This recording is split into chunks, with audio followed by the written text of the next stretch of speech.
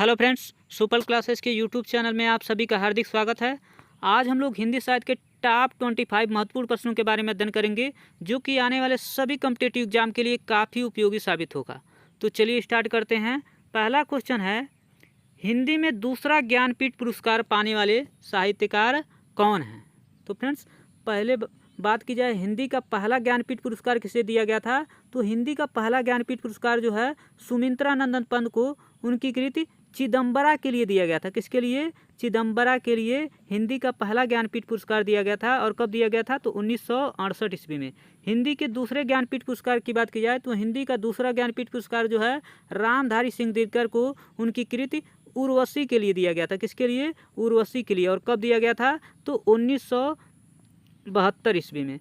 1972 ईस्वी में जो है हिंदी का दूसरा ज्ञानपीठ पुरस्कार रामधारी सिंह दिनकर को दिया गया था। और तीसरे ज्ञानपीठ पुरस्कार की बात की जाए तो हिंदी का तीसरा ज्ञानपीठ पुरस्कार जो है सच्चिदानंद हीरानंद वात्स्यायन को जो है हिंदी का तीसरा ज्ञानपीठ पुरस्कार कितनी नावों में कितनी बार के लिए दिया गया था। किस रचना के लिए? कितनी नावों में कितनी बार के लिए दिया गया था। और कब दिया गया था? तो 1978 ईस्वी में। और हिंदी का चौथा ज्ञानपीठ पुरस्कार जो है महादेवी वर्मा को यामा के लिए दिया गया था। और कब दिया गया था? तो 1982 ईस्वी में दिया गया था। कब दिया गया था? 1982 ईस्वी में। तो ये चारों क्वेश्चन आप लोग तैयार कर लीजिएगा। आइए चलते हैं अगले क्वेश्चन पर। अगला क्वेश्चन है, निम्नलिखित में से कौन सा रासो आल्हा खंड के नाम से जाना जाता है? तो फ्रेंड्स, परमाल रासो जो है आल्हा खंड के नाम से जाना जाता है। और इसके रचनाकार कौन है? तो इसके रचनाकार हैं जगनीक। यह जगनीक की जो है प्रसिद्ध कृति है परमाल रासो, जिसे हम लोग आल्हा खंड के नाम से भी जानते हैं। अगला क्वेश्चन है, हिंदी का पहला समाचार पत्र उदंत मार्तंड कब प्रकाशित हुआ? तो फ्रेंड्स, हिंदी का पहला समाचार पत्र पूछा जाता है कौन सा है? तो हिंदी का पहला समाचार पत्र जो है उदंत मार्तंड है। और यह कब प्रकाशित हुआ था? तो यह जो है सन 1826 ईस्वी में प्रकाशित हुआ था। और इसके संपादक कौन थे? तो इसके संपादक जो है पंडित जुगल किशोर थे। कौन थे? पंडित जुगल किशोर थे।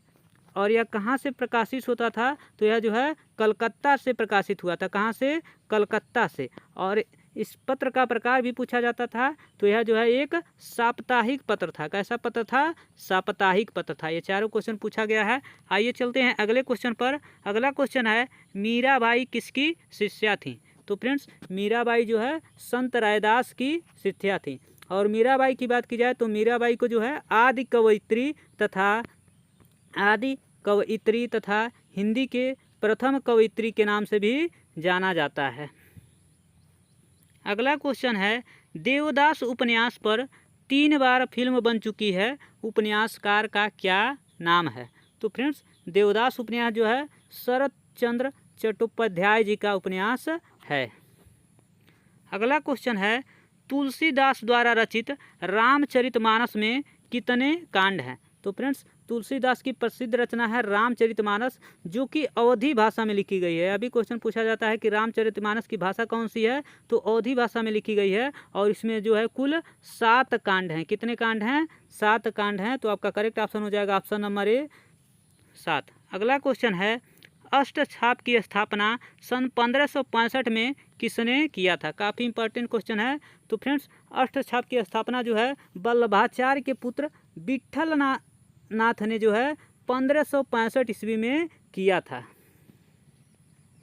अगला क्वेश्चन है, जयद्रथ वध किसकी रचना है? तो फ्रेंड्स, जयद्रथ वध जो है मैथिली शरण गुप्त की प्रसिद्ध रचना है। इनकी अन्य रचनाएं हैं भारत भारती, यशोधरा, जयद्रथ वध, पंचवटी।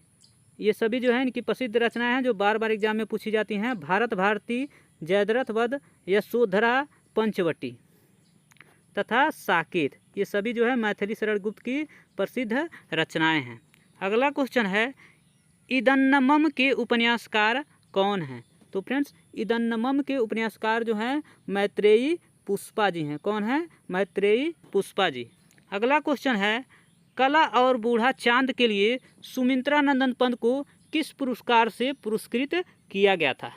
तो फ्रेंड्स, कला और बूढ़ा चांद के लिए जो है सुमित्रा नंदन पंत को जो है हिंदी के साहित्य अकादमी पुरस्कार से सम्मानित किया गया था। और कब? 1960 ईस्वी में। और यदि यह क्वेश्चन पूछा जाए कि हिंदी का प्रथम साहित्य अकादमी पुरस्कार किसे दिया गया था? तो हिंदी का प्रथम साहित्य अकादमी पुरस्कार जो है 1955 ईस्वी में माखनलाल चतुर्वेदी को दिया गया था। किसके लिए? तो हिम तरंगिणी के लिए। और माखनलाल चतुर्वेदी को जो है भारतीय आत्मा के नाम से भी जाना जाता है। यह सभी क्वेश्चन पूछा जा चुका है, तो आप लोग इसे तैयार कर लीजिएगा। आइए चलते हैं अगले क्वेश्चन पर। अगला क्वेश्चन है, नरसिंह का मायरा किसकी रचना है? तो फ्रेंड्स, नरसिंह का मायरा जो है मीराबाई की रचना है। इनकी अन्य रचनाएं हैं राग गोविंद का टीका, गीत गोविंद का टीका तथा नरसिंह का मायरा। अगला क्वेश्चन है, आचार्य रामचंद्र शुक्ल ने किस कवि को कठिन काव्य का प्रेत कहा था? तो फ्रेंड्स, आचार्य रामचंद्र शुक्ल ने जो है केशवदास को कठिन काव्य का प्रेत कहा था। यह भी क्वेश्चन पूछा जाता है कि कठिन काव्य का प्रेत किसे कहते हैं? तो कठिन काव्य का प्रेत जो है केशवदास को कहते हैं। और इन्हें किसे कहा था? तो आचार्य रामचंद्र शुक्ल ने। अगला क्वेश्चन है, विज्ञान गीता के रचयिता कौन है? तो फ्रेंड्स, विज्ञान गीता के रचयिता जो हैं केशवदास हैं। इनकी अन्य रचनाएं हैं कवि प्रिया, रसिक प्रिया तथा रामचंद्रिका। कवि प्रिया, रसिक प्रिया तथा रामचंद्रिका और विज्ञान गीता, ये चारों रचनाएं जो हैं बार बार एग्जाम में पूछी जाती हैं। ये सभी रचनाएं जो हैं केशवदास की हैं। अगला क्वेश्चन है, जयशंकर प्रसाद की पहली कहानी कौन सी थी? तो फ्रेंड्स, जयशंकर प्रसाद की पहली कहानी जो है ग्राम थी। और इनकी अंतिम कहानी की बात की जाए तो जयशंकर प्रसाद की अंतिम कहानी जो है सालवती थी। इनकी अन्य कहानियाँ हैं जो बार बार एग्जाम में पूछी जाती हैं, आंधी, इंद्रजाल, आकाश दीप। आंधी, इंद्रजाल, आकाश दीप, ये सभी रचनाएं जो हैं बार बार एग्जाम में पूछी जाती हैं, जो जयशंकर प्रसाद की प्रसिद्ध कहानियां हैं। अगला क्वेश्चन है, क्या भूलूं क्या याद करूं हरिवंश राय बच्चन की आत्मकथा श्रृंखला का कौन सा भाग है? तो फ्रेंड्स, यह जो है क्या भूलूं क्या याद करूं जो है हरिवंश राय बच्चन की आत्मकथा श्रृंखला का जो है यह पहला भाग है। 1991 ईस्वी में जो है 1991 ईस्वी में जो है प्रथम सरस्वती सम्मान जो है हरिवंश राय बच्चन को जो है उनकी 4 खंडों की आत्मकथा के लिए दिया गया था। किसके लिए क्या दिया गया था? 1991 में जो है प्रथम सरस्वती सम्मान जो है हरिवंश राय बच्चन को उनकी 4 खंडों की आत्मकथा, मतलब जो उनकी आत्मकथा थी 4 भागों में बटी गई थी, उसके लिए दिया गया था। जिसमें पहला भाग था क्या भूलूं क्या याद करूं, दूसरा भाग था नीड़ का निर्माण, फिर क्या था? नीड़ का निर्माण, फिर तीसरा भाग था बसेरे से दूर और चौथा भाग था 10 द्वार से सोपान तक। तो इसके लिए जो है पहला सरस्वती सम्मान हरिवंश राय बच्चन को दिया गया था 1991 ईस्वी में। अगला क्वेश्चन है, निम्नलिखित में से कौन अष्टछाप के कवि नहीं हैं? तो फ्रेंड्स, आइए हम लोग अष्टछाप के कवियों को ट्रिक से याद कर लेते हैं। इसका ट्रिक है, याद कर लीजिएगा आप लोग, SKPK। क्या ट्रिक है? SKPK CNG, फिर से C, SKPK CNG C। तो S से हो जाएगा सूरदास, K से हो जाएगा कृष्णदास, P से परमानंद दास और इस K से कुंभन दास। फिर से देखिए, S से सूरदास, K से कृष्णदास, P से परमानंद दास और K से कुंभन दास। उसके बाद C से हो जाएगा सिद्ध स्वामी, N से हो जाएगा नंददास, G से गोविंद स्वामी और C से चतुर्भुज दास। तो आपका करेक्ट ऑप्शन हो जाएगा सुंदर दास। सुंदर दास जो है अष्टछाप के कवि नहीं है, क्योंकि यश से केवल स से जो केवल सूरदास आता है, तो सुंदर दास जो है अष्टछाप के कवि नहीं हैं। और ये जो 4 हैं ये जो है वल्लभाचार्य के शिष्य हैं, तथा ये जो 4 थे ये जो है विट्ठल नाथ के 4 शिष्य थे। अगला क्वेश्चन है, मैथिल कोकिल या अभिनव जयदेव कहा जाता है? तो फ्रेंड्स, मैथिल कोकिल या अभिनव जयदेव जो है विद्यापति को कहा जाता है। काफ़ी इंपॉर्टेंट क्वेश्चन है, बार बार क्वेश्चन पूछा जाता है। और इनकी प्रसिद्ध रचनाएं हैं कीर्तिलता, कीर्ति पताका, पदावली। कौन कौन सी रचनाएं हैं? कीर्तिलता, कीर्ति पताका तथा पदावली, ये जो है विद्यापति की प्रसिद्ध रचनाएं हैं। और इन्हें जो है मैथिल कोकिल तथा अभिनव जयदेव, ये दोनों क्वेश्चन पूछा हुआ था। तो मैथिल कोकिल और अभिनव जयदेव ये किसे कहा जाता है? तो विद्यापति को। अगला क्वेश्चन है, रामचरितमानस में कांड का सही क्रम है?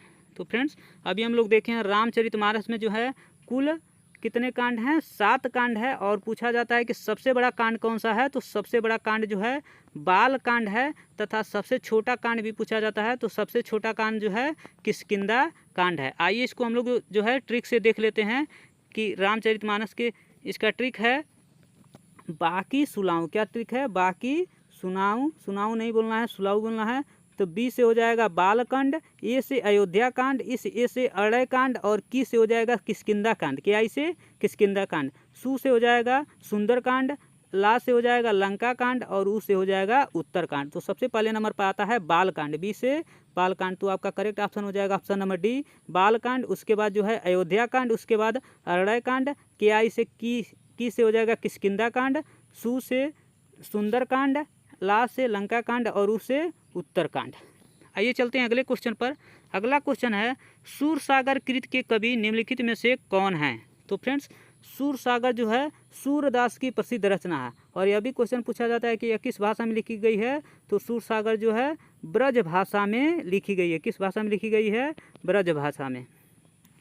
अगला क्वेश्चन है अजगर करे न चाकरी, पंछी करे न काम, किस कवि ने कहा था? तो फ्रेंड्स अजगर करे न चाकरी, पंछी करे न काम, मलुका दास कह गए सबके दाता राम। तो यह किसकी कृत है? मलुक दास की। किसकी कृत है? मलुक दास की। आइए चलते हैं अगले क्वेश्चन पर। अगला क्वेश्चन है हिंदी का प्रथम सूफी कवि है? तो फ्रेंड्स हिंदी के प्रथम सूफी कवि जो है मुल्ला दाऊद हैं। कौन है? मुल्ला दाऊद।